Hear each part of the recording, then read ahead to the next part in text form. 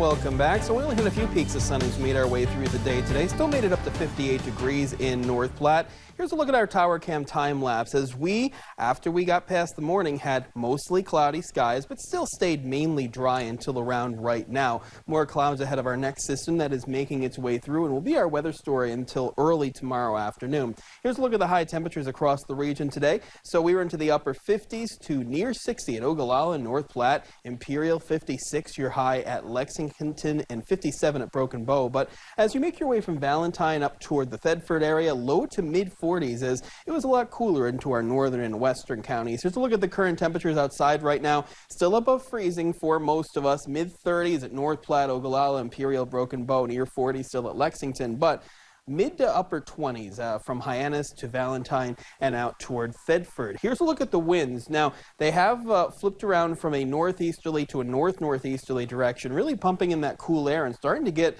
breezy to windy across the region. Wind speeds right now around 10 to 25 miles per hour sustained. And here's where some of the strongest wind gusts are. We're seeing some wind gusts on this map, especially from North Platte down toward Imperial in the 30 to 40 mile per hour range.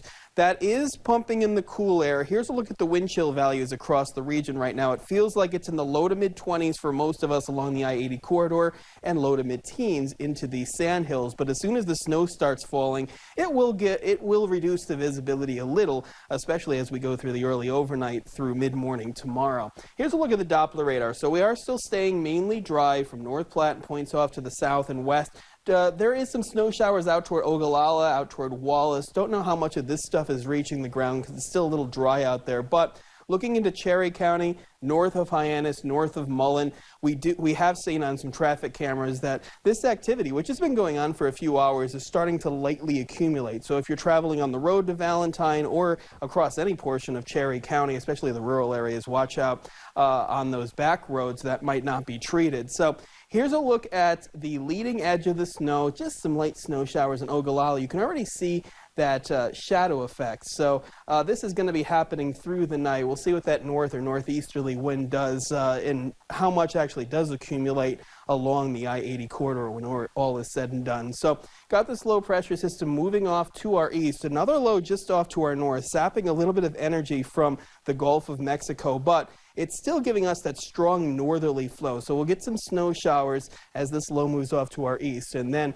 we do have a lot of cold air making its way in. Cold air is really not going to stick around very long, but it might make it even more slippery going through the afternoon and then into the evening tomorrow. So from I-80 points off to the north, most of our counties, with the exception of our far southern counties, everybody's in a winter weather advisory that does go from midnight until 6 p.m. Central Time on Tuesday because of those slippery roads. Here's a look at the snowfall potential once again, as most of us in the light blue shading here are in the 1 to 3 inch range and into the sand hills, especially where it's been snowing through the last few hours, in the 3 to 6 inch range, especially from the Arthur area out toward Valentine. And notice do have a little bit of a dry shadow here from, say, the Gothenburg area and out toward Ogallala, where there could be less snow mixing with sleet. This area here not shaded.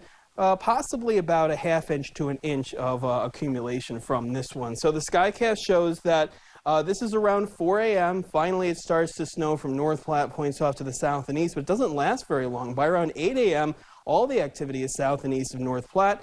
Then we lose the clouds as we go through the day. Strong northerly wind does still make us very cold, starting off on your Wednesday into the single digits, and then high temperatures for the day on Wednesday into the mid-30s across the region. So after we get past this system, high pressure works its way in. We're on its cool side as we go through Wednesday, but it quickly moves off to the east. Lots of sunshine to go from mid to late week, and a warmer southerly wind really does warm us up. So after we get past the snow showers for tomorrow, we're back into the mid-30s Wednesday, upper 40s on Thursday, lots of sunshine, upper 50s on Friday. Then it's up and down temperatures through the weekend, but still mainly dry. 40 on Saturday, up to 50 on Sunday, partly cloudy to mostly sunny, and partly cloudy, a chance of some snow showers on Monday with a high of 38. Ian?